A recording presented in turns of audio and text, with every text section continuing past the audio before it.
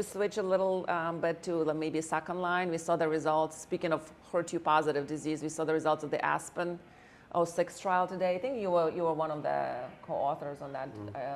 Would you like to summarize some of that data? I mean, it's a challenging data set to interpret, of course, because you had a second-line patient population in which you used, let's call it a non-standard control, trastuzumab, ramucirumab, paclitaxel. So Rampac plus trastuzumab, and that was designed in essence to show a contribution of component of the CD47 antibody, which is Evo.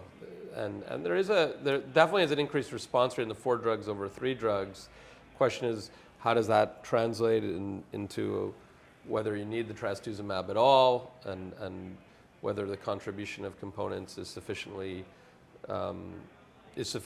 to warrant a phase 3 study is obviously an interesting question, especially because the study was launched primarily before TDXD was part and parcel of the standard. Yeah. So along with the TDXD versus Rampac randomized data, which will probably be out next year sometime, we'll have some more second-line HER2 data to talk about between these 2 studies. I am still digesting the results myself. It was nice to see higher response rate. It didn't meet the primary endpoint. But then looking at the regimen of 4 drugs at the same time, and some of them weekly, that's exactly what I was thinking. You're now competing against an antibody-drug conjugate that you can be given once every 3 weeks. It's like, it's hard for patients to come in and get these weekly infusions. 20% of the patients had received, it was open to third line as well, so they had, it's hard when you have a 5-minute presentation to go through all the nuanced data, but they had about 20% of 15 to 20% of patients received TDXD. So the question is, you're right, like, what's your control arm is a good question, yeah. And my understanding was that trastuzumab had to be included because it's the way this drug works, because of mechanism of action. So, but interesting data. Not practice changing, but the question is whether it should be moved forward into larger studies to be determined. Anything you're excited at this meeting? Any new compounds that you are interested in late line settings, Suneel? I think Zani, I think to me is sort of the up and comer in this space for sure.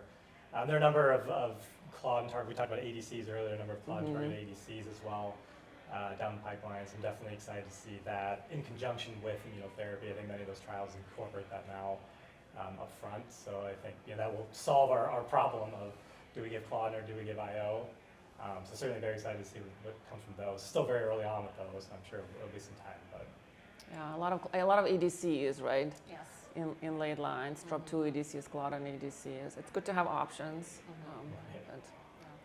but nothing ready for prime time just yet. Let's switch gears and talk a little bit about esophageal squamous cell cancers for a few minutes that we have left.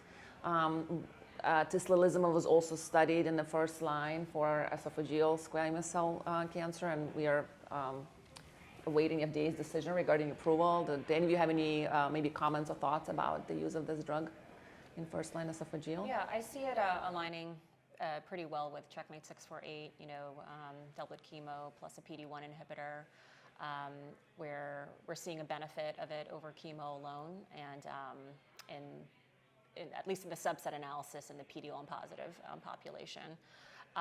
My personal experience has been, I think the PD-1 inhibitors have been a game changer for my patients with esophageal squamous cell cancer. I've seen these long-term survivals that I didn't see before the advent of PD-1 inhibition. So I think it's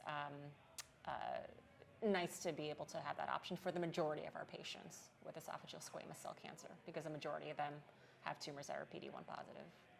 I agree. I think it's a more immunotherapy sensitive disease, I think, than even potentially adeno. I was personally happy to see a different chemotherapy backbone in that study with the taxane. Maybe what do you think about that, Suneel, as another option? Yeah, that was very interesting for sure. It was something not done in the United States often, but even though they didn't power it and necessarily analyze that difference exactly in the study, it definitely seemed like outcomes were the same, really, regardless of what chemo backbone was used. And so I think, it's good for us to know here in the United States, even though we don't use that often, it is an option. You don't need a port, so patients can be started on treatment earlier, That's right? True, that is a factor, yeah. Yeah, and I would say, the rationale 306, I do think the median OS difference seen there was, was about 16 months versus 10 or so. That did stand out to me a little bit greater. It stood out a little bit more than Checkmate 648.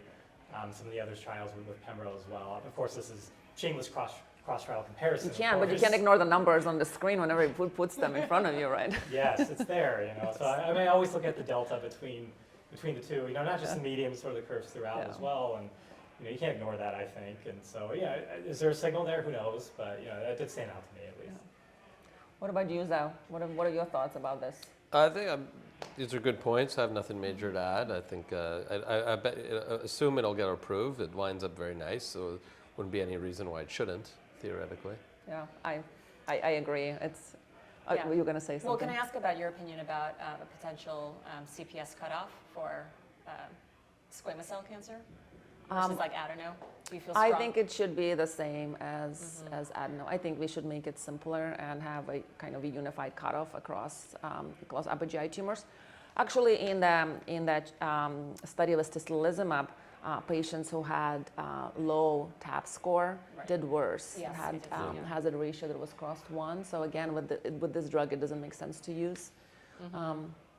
But I'm trying to make it simpler for our pathologists, our community partners, community at large. Let's just have a cutoff, the same cutoff, regardless of PD-1 agent and disease. But you sound like you have maybe different thoughts about squamous. It's just such a smaller population. Yeah. But I agree. I've seen that in that forest plot where there's that detriment. Yes.